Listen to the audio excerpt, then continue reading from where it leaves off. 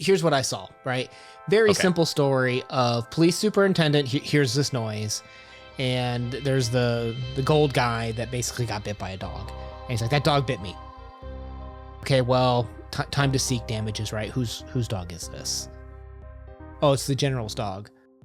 Hey, what were you doing, right? Like, you obviously were messing around. That dog wouldn't just get up and bite you. You had to bend over, and you probably did it on a nail and are trying to, like, get money out of the general.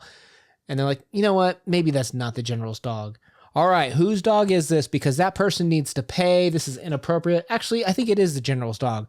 There's no way that dog bit you. Like, it's a comedy scene of him kind of going back and forth based on if it's the general's dog, the dog can't be blamed, right? If it's not the general's dog, we must find who owns it, because then that person is to blame. It's pure hypocrisy. At its finest. I mean, it's kind of something of the world that I think a lot of people understand, is that it's who you know. Who does this dog know, or who owns this dog is ultimately going to determine the dog's fate, which is kind of crap, right? And I think that's where like the control aspect comes in, of the fate of the dog is in the hands of somebody that doesn't have any control and wants control desperately. He's a powerful individual with no respect from one group, the oligarchy, the higher ups, and almost mocked by those that are, quote, lower than him, lesser than him, because they know he has no power. So he's like in this vacuum of control, but wants it desperately. There's a quote here that I want to kind of get your thoughts on. It's basically the guy that got bit. He says, "It's not even the law, Your Honor, that one should have to put up with it from a beast. If everyone is going to be bitten, life won't be worth living." What does that mean? Like, if we're talking about, okay, so we know this guy wants power, but if it means like you get your hand slapped, and if everybody gets their hand slapped, life isn't worth living, what does that have to do with power per se? It's almost like the status quo. And I knew you were going to bring this up, and I thought about it intently, because it's one of the most glaring aha moments of the story. It kind of reminds me of the idea of, you know, an eye for an eye, the whole world is blind. That if there's this retribution on everybody, then everybody's going to be miserable. And I guess it's kind of heartbreaking that we're willing to treat animals this way. Are we willing to treat each other this way? Where is this divide? Where is this line of, you know, almost good versus bad? Because it's everybody is trying to just pick the least worst of this situation. Like there's going to be a bad, but just how bad is it going to get? I wonder if we're going to bring on like good and evil, right? Like you first have to ask the question, are all people evil? Do all people have evil in them? Right? Because if we look at what I think is ultimately corrupted by quote unquote evil, I think is accountability, right? We're trying to figure out who's responsible in a situation where someone was caused harm, right? And accountability only works, I think, if it's consistent. If there's a clear, consistent rule, this person's always accountable no matter what. But here you see how some power, like, I mean, police superintendent isn't the lowest of the low, right? Like, he has some say in the matter about like whether he's going to charge someone or not, right?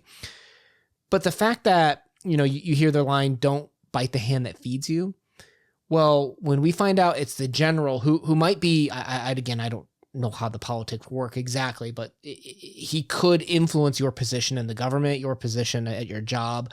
Obviously, there's some level of fear there with the person. I don't know the exact details, but it's like, if I accuse him and he's accountable for something, well, will there be retribution, right? And is it better just to kind of sweep it under the rug and thus pervert or corrupt evil accountability in this situation?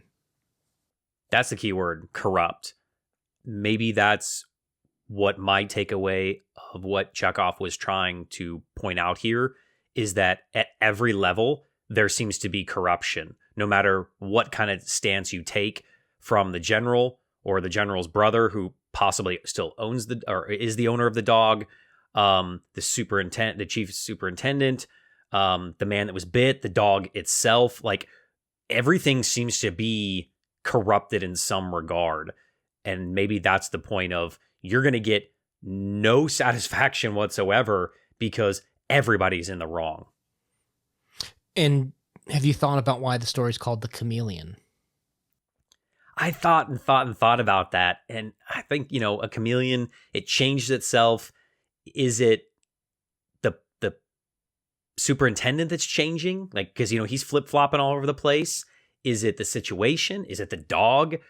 Is it just society as a whole? These classes are changing.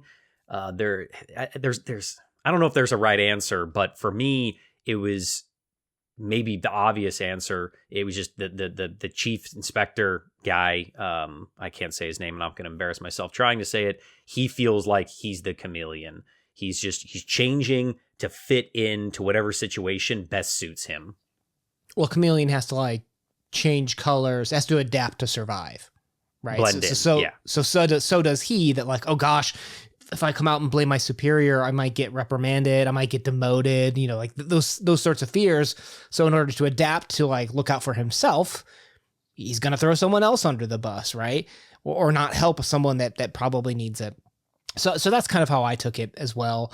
I would also add I don't know if you noticed it, but did you notice anything interesting about kind of like the guy's overcoat? No. It's not that big of a deal, but Chekhov always throws these things in here. The first line when we enter the market square, it says he's wearing a quote unquote new overcoat, right? Okay. And where does one get material wealth? Right, from your job, right? So theoretically, this coat is kind of, I don't want to say representative, but he bought it with his money, right? Like this job is what provides him to do things like buy coats, right? Like it's smoke. Yeah. Right. When we think it's the general's dog, he takes the coat off, right? And it kind of goes back and forth with whether he's putting the coat on and off. Ultimately, when we say it's the general's, that's certain. Help me on with my overcoat. The wind's getting up. I'm cold, right? So it's kind of like the idea of like the coat is representative of him feeding off of his job, feeding off of his material income, which comes from protecting the people above him. Right, rolling all the way up to the Tsar, who can make no mistake. Right, if you remember, they're what's the right word? Is it not anointed? No, I think you're right. I think it is anointed. Yeah. All right, tell you what, we'll just go with anointed for this video. Right, but like the idea that the further and further up the chain you go, you can't make mistakes, right? And it's because you can't blame them, because then that takes away your material wealth, right? And to bring it all the way back home, the last line of the story. Basically has him putting the coat back on when he leaves. So it's kind of like this idea of protecting those that provide for you is symbolized in the quote, because he protects himself and wears it. And in order to keep those sorts of things, he's got to protect the people above him, essentially. So the ultimate question is, did he provoke the dog? Was the dog just rabid? We're never going to know, but this was our chat on Anton Chekhov's The Chameleon story. Let us know what your thoughts were on this very short and brief story, but I'm sure there's lots of other things to talk about that we didn't cover here today. Leave us a little chameleon or lizard emoji if you enjoyed this chat but aren't sure what to add. Helps the YouTube algorithm know that you appreciate it and that you're still here. Thank you for spending time with us today. My name has been Una. Peace. Peace.